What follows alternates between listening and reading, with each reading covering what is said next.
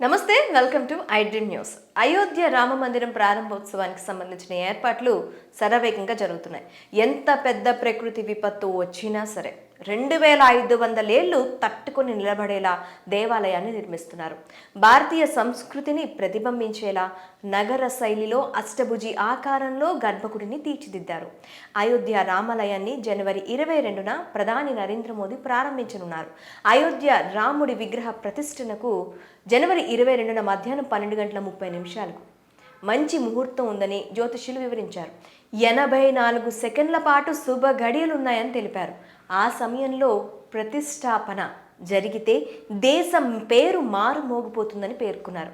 అయితే ఇదిలా ఉండగా అయోధ్య రామ మందిరం నిర్మాణం కోసం దేశంలోని వివిధ ప్రాంతాల నుంచి అత్యుత్తమ నాణ్యత కలిగిన మెటీరియల్, ఫర్నిచర్ సామగ్రిని సేకరించారు. హైదరాబాద్కు చెందిన ఓ టింబర్ కంపెనీ ఆలయ నిర్మాణంలో పాల్పంచుకుంది.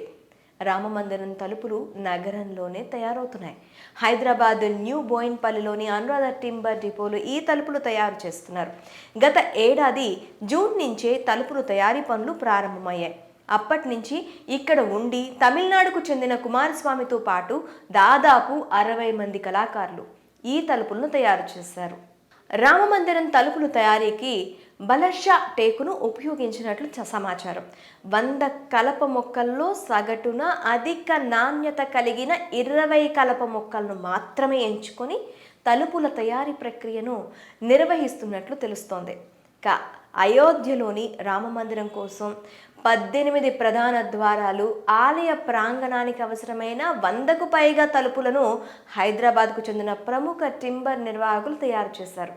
శిల్పకళా నైపుణ్యం కలిగిన అనేక మంది కళాకారులు ఈ తలుపుల తయారీలో పాల్గొన్నట్లు నిర్వాహకులు చెబుతున్నారు.